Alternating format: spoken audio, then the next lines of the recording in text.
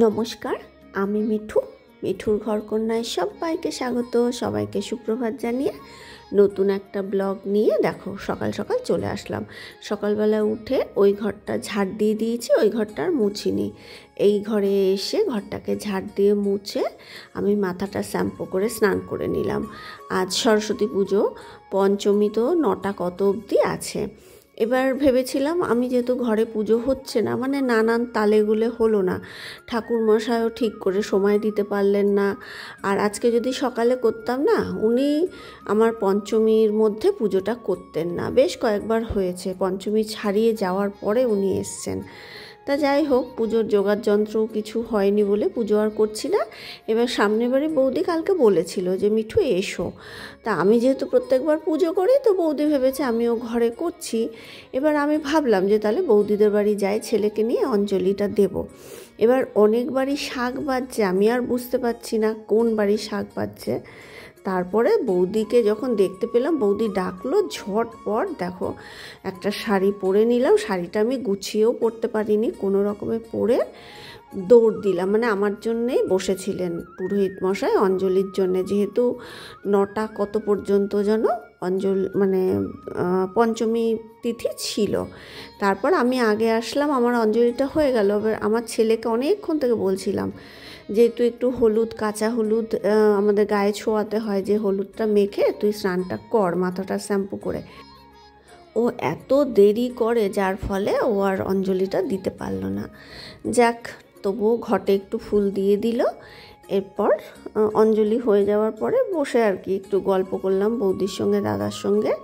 আর ছেলে বাড়ি চলে আসছিল, তা আমি ছেলেকে ওখানে বসালাম। কারোর সাথে না ও ঠিকভাবে কথা বলতে চায় না, পাজি আছে আমার ছেলেটা। আমি ছোটোবেলা থেকেই কিন্তু চেষ্টা করি যে ওকে একটু সবার সাথে কথা বলানোর, যার জন্যে জানো তো ওর একটু কাউন্সেলিং দরকার ছিল। কিন্তু আমার হাজব্যান্ড কোনো দিন রাজি হলো না। এই নিয়ে আমার হাজব্যান্ডের সঙ্গে অনেক তর্কাতর্কিও আমার হয়ে গেছে, ও কাউন্সেলিং করাবে না ছেলেকে। তা যাক, আর ওসব কথা বলে লাভ নেই। এ দেখো দাদার বাগান, দেখো দাদার বাগানে প্রচুর ফুল ছাদে। এবার ভেবেছিলাম বৌদিকে নিয়ে সাথে নিয়ে গিয়ে একটুখানি ছবি তুলবো।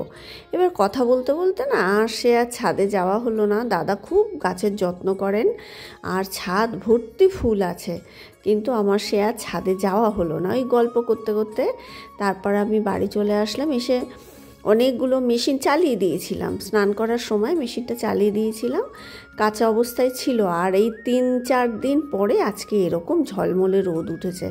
অনেক জামা কাপড় ছিল, আর মেঘলা দিনে না জামা কাপড় কেচেও লাভ নেই, যে কারণে এই 3 দিন তো আমি জামা কাপড় কাচিই নি।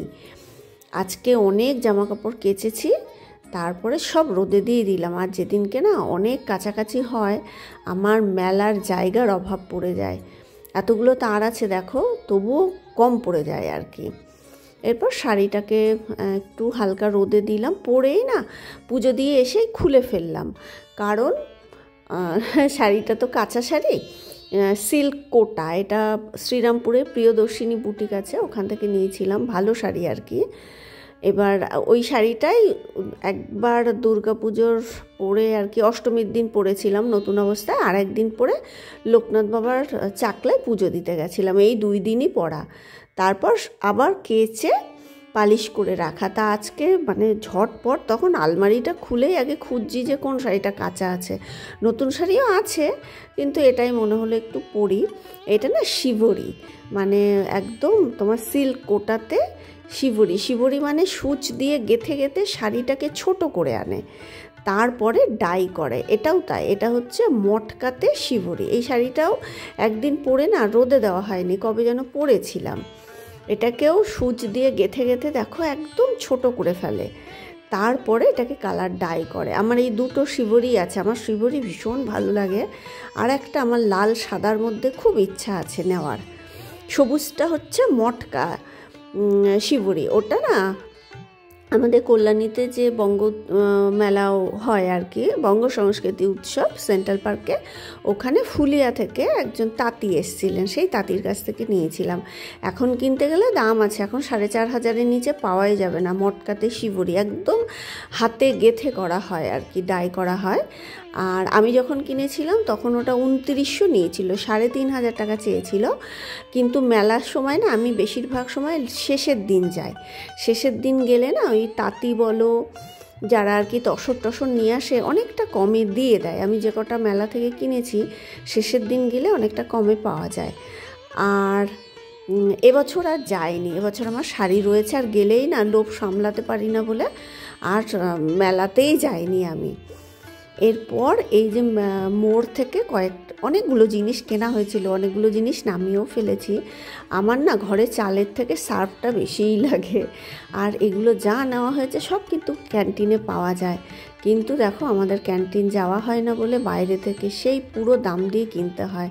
ক্যান্টিনে আমরা কতটা ডিসকাউন্ট পাই। আর একটা জিনিস, অনেকে না ভাবে ক্যান্টিন মানেই মানে ফ্রিতে দেয় আর কি, চিকিৎসা ফ্রিতে হয়, ক্যান্টিন মানেই সব কিছু ফ্রিতে পায়, তা কিন্তু নয়।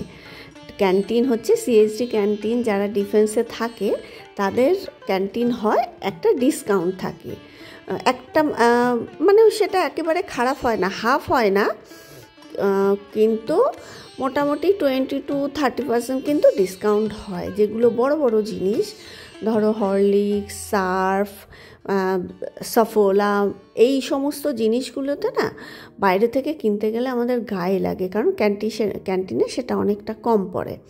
ক্যান্টিনের কবে যে গেছিল লাস্ট আমাদের মনেই নেই, বোধহয় 5-6 মাসের বেশি হবে। তা যাই হোক, ক্যান্টিনের জিনিসের মধ্যে কয়েকটা অল আউট রয়েছে।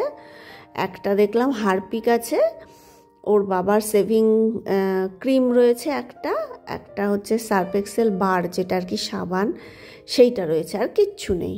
আর এই অনেক দিন ধরে বাইরে থেকেই কিনছি, তা যেগুলো দরকার সেইগুলো মোড় থেকে নেওয়া হয়েছিল। আরও অনেক জিনিস নেওয়া হয়েছিল, সেগুলো আমি মানে না, যেগুলো ব্যবহার করা ঠাকুরের জিনিসও নেওয়া হয়েছিল, ব্যবহার করে ফেলেছি। জিনিসগুলোকে গুছিয়ে রেখে দিলাম, আনা হয়েছে 2-3 দিন হয়ে গেছে, কিন্তু করব করে না, মানে এটা করছি সেটা করছি, ওই যে বলি না দুপুরের পরে, তারপরে আর আমার ইচ্ছা করে না জানো তো, তখন একটু শরীরটা ছেড়ে দেয়। তা যাই হোক, জিনিসপত্রগুলো গুছিয়ে রাখলাম। এরপর আলু সেদ্ধ করে নিয়েছিলাম।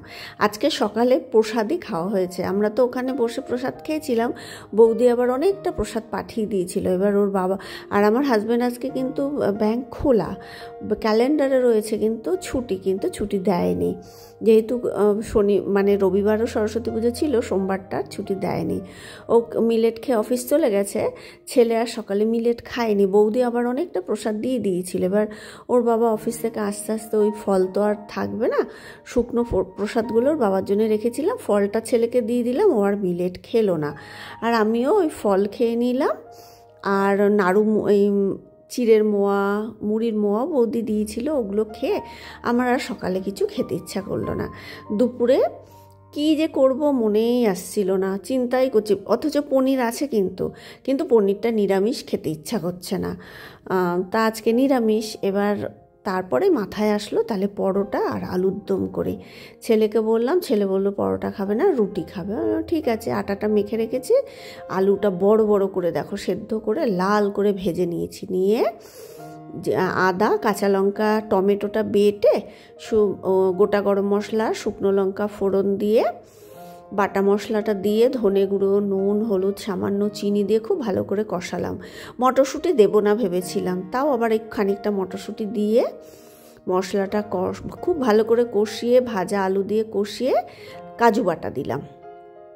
এইভাবে না নিরামিষ আলুর দম করলে দারুণ লাগে খেতে, একদম সত্যি খুব ভালো লাগে। একটু কাজু বাটা দিলে টেস্ট মানে খুব সুন্দর হয়। আর হচ্ছে কাজু বাটা তো একদম ঘন হয়ে আসে, ওই জন্য একটুখানি জলটা দিলাম যাতে আলুর সাথে মশলাটা আর কি মিশে যায়, দিয়ে খানিকক্ষণ ঢেকে রাখলাম। রেখে এই দেখো একদম ঘন হয়ে এসছে, মানে ঝোল থাকবে না, একদম মাখা মাখা হবে। এই আলুর দমটা আমার ছেলে খুব পছন্দ করে, পেঁয়াজ রসুন দিয়েও করে, নিরামিষও করে। তারপর একটু কসুরি মেথি দিয়ে দিলাম হাতে গুঁড়ো করে, দিয়ে 1 চামচ ঘি দেব, আর একটু গরম মশলার গুঁড়ো দেবো, ব্যাস। আর আজকে আলুর দমটা খেতেও সত্যি দারুণ হয়েছিল। আমি বেশি করেই একটু কাঁচা লঙ্কা দিয়েছিলাম ঝাল ঝাল হওয়ার জন্য। লাস্টে একটু ঘি দিলাম, দিয়ে হয়ে গেছে। এবার ঢেকে তারপর আমি বললাম আমার পরোটা খেতে ইচ্ছা করছিল, কিন্তু ছেলে খাবে না বলে আমি আর করলাম না। ও খেলে তখন আমিও খেতাম। আমার ছেলে ছোটোবেলা থেকে লুচি পরোটা না খুব একটা ভালোবাসে না। মানে ওই যে বলি, যেদিনকে আমার ইচ্ছা করে আমি জোর করেই করি। তা যেহেতু ও না করলো বলে, ও বাড়িতে আছে, আমার আর ইচ্ছা করলো না যে ও খাবে না আমি একা খাবো। তা যাক, ওর বোধহয় রুটির সাথেই ইচ্ছা করছে। জিজ্ঞাসা করলো কী দিয়ে, আমি বললাম আলুর দম দিয়ে। তা বললো না রুটি দিয়ে। তাহলে ঠিক আছে রুটি করি, রুটির মধ্যে ঘি মাখিয়ে নেবো। এটাও কিন্তু খেতে ভালো লাগে, রুটির সঙ্গে না গরম গরম ঘি মাখিয়ে নিলে। আমার ছেলের স্কুলে কিন্তু খাওয়া দাওয়া থাকে, কিন্তু ও যায় না। এই যেহেতু প্রত্যেকবার বাড়িতে পুজো হয়, তবুও ছোটোবেলায় বলতাম যে পুজোর পরে ওর বাবা গিয়ে দিয়ে আসবে, তুই স্কুলে থাকবে, পরে আবার গিয়ে নিয়ে আসবে, কিন্তু যাবে না। ওই খাওয়ার জন্য ও যাবে না আর কি, ও পছন্দ করে না জিনিসটা। এবারও আমি বললাম যে গেলে চল, আমি দিয়ে আসি, বাট টোটো করে ধরিয়ে দিচ্ছি, তুই যা, আবার টোটো করে চলে আসবি। না, যাবে না। আমি বললাম যে যা, আয় আর একটা বছর, তোর তো কোনো স্কুলে ভালো স্মৃতিই থাকলো না। ওই একটাই কথা, আমার দরকার নেই। যাই হোক, জোর করে তো আর নিয়ে যাওয়া যায় না। ও যদি যেত তাহলে হয়তো আমিও একটু সেজে গুজে যেতাম। অন্য মায়েরা তো গেছে, ওরাও একটু গল্প টল্প করে বাইরে খাওয়া দাওয়া করে। তা ছেলের না গেলে আমি আর কি করে যাই বলো। আর আমরা মায়েরা এখন মায়েরা এমন একটা বয়সে আটকে আছি, না বুড়ি হয়েছি না ছুরি আছি। ছুরিদের মতন সেজে গুজে উড়েও বেড়াতে পারবো না, আবার বুড়িদের মতন ঘরেও সেই একেবারে সংসারের কাজে মন দিতেও ইচ্ছা করে না, একটু সাজুগুজু করতে বেরোতেও ইচ্ছা করে। তো এই বয়সটা না ভীষণ ডেঞ্জারাস বয়স। না তুমি উড়ে উড়ে বেড়াতে পারবে, না ঘরে ঠিক মতো মন দিতে পারবে। তা জানি না তোমাদের সরস্বতী পুজো কেমন কাটলো, আমার তো এভাবেই কাটলো। তাহলে আজকের মতো ভিডিওটা এখানেই শেষ করছি। কেমন লাগলো প্লিজ একটু কমেন্ট করে জানিও। ভালো লাগলে ভিডিওটা লাইক করে আমার চ্যানেলটা সাবস্ক্রাইব করে দিও। যারা লাইক করছো, কমেন্ট করছো, সবাইকে অসংখ্য ধন্যবাদ। সবাই খুব ভালো থেকো, সুস্থ থেকো, টাটা।